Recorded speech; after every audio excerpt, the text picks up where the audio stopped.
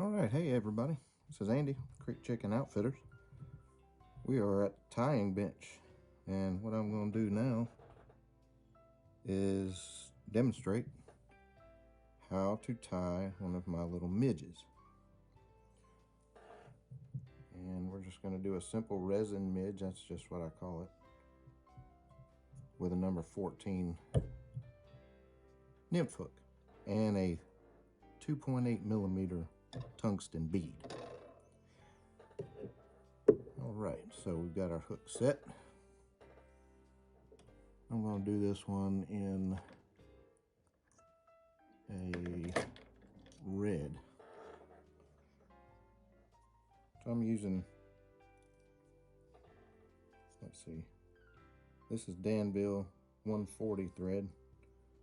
This might be a little thick for this, but it works. I've used it quite a bit. So we're just going to wrap our thread up to the right above the shank of the hook here. Come in with our scissors and clip off our tag. And I think I'm going to do this one in gold wire. So I come in, snip off a bit of gold wire with my not so great scissors. I never use my thread scissors or feather scissors for cutting metal, because it'll dull them up pretty quick. So anyway, we come in, we're going to tie that wire in to the back, leaving ourselves a little bit to tie in. I'm trying to get it right up against the shank of the hook, cover it up good. And then I'm going to wrap back up to the right behind the bead, and I'm going to create a little thread ramp to thicken up that body just a bit behind the hook here. Hope you can see that good enough. And once I get it to where I like it, and that's about right, I'm going to come in with my whip finisher, and I'm going to tie it off with maybe 2, 3. It's good enough for, I just want it to be secure because I'm going to use the rotary vise for this next step. So I'm going to hang my thread there. Then I'm going to come in and I'm going to grab my copper wire, or my gold wire this time, with my hackle pliers. Look, it's so small, it's hard to see. And then I'm going to come in with I'm going to use a rotary vise, so I'm going to spin this. And what I'm doing is just kind of creating a segmented look on the body of this fly. And as you can see it wrapping, I'm going to try to increase the spacing a little bit more here. As I get closer to the head, just make it look a little more realistic. We're in the business of trying to fool trout here. It works sometimes. Okay, so I've got my wire all the way up like that now, toward the back of the bead. I'm going to tighten up my thread, move my cradle out of the way, and I'm going to come in and tie off the wire with a few wraps of thread there. I'm keeping my tension pretty tight here because I want to tie off that wire pretty good. That's like 4 or 5 wraps here. And then I'm going to come in and I'm just going to spin off, whoops, you can do it with your fingers, just spin off the wire. And come in and just do a few securing wraps around the back of the bead. And guess what? I'm going to come back with my whip finisher and we're going to tie off this thread and we're going to be done tying. This is a simple fly. Maybe 4 or 5 wraps would work. And then come in, snip off very closely, as close as I can anyway, without clipping the thread and unwinding my fly. Then I'm coming in, and the reason I just call it a resin midge is because I'm going to coat it with solar resin. And matter of fact, that's what I use, solar res. Works good. But what I'm going to do is I'm going to come in and I'm going to start and just apply just a little bit of this resin to the entire body of the fly. I want to coat that thread in those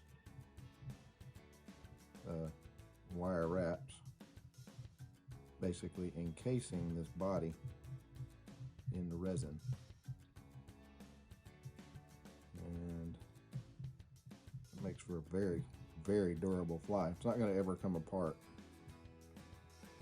which is the point. And I personally like the way that these flies look with the resin. They have kind of a very clear, transparent look to them. And if you've ever seen bugs in the water, they kind of look like that to me. And just a tad more on that end. There we go. Yeah, I like it. Cap off my resin. And I'm going to spin it a little bit, see if it'll kind of even out. It's a little thicker on the head of the fly. So what I'm going to do now, I'm picky, so you don't have to be this picky, but I'm going to come in with my bodkin needle and I'm going to just kind of smooth that resin and make it taper just a little more naturally toward the back of the fly.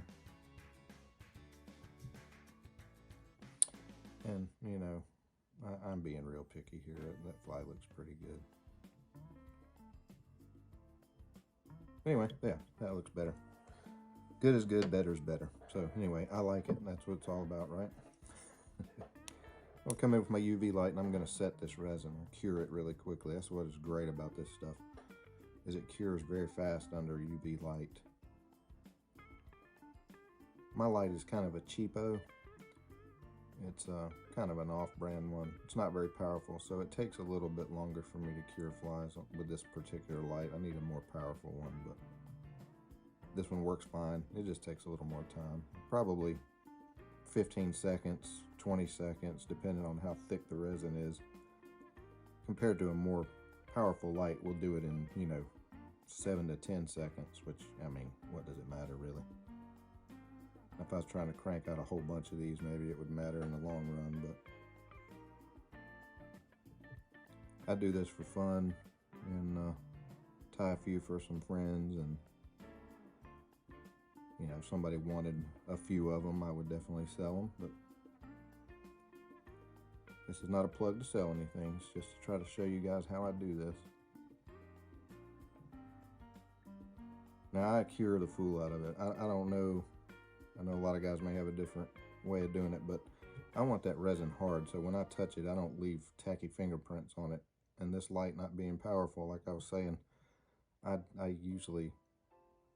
hold it on there for a good while. Yeah, that's a buggy looking little fly. Pretty cool. So anyway, that is how I tie a resin midge, and this one is a size 14 hook. I tie some of them in 16. I don't like going any smaller than that just because I have a hard time seeing. But that's it, guys. That's my little bitty resin midge. You can see how small it is because there's my thumb, against my thumb. That's how small that little bugger is. So hey, thanks for watching. Hope this helped somebody, and tight lines, everybody. Go get them.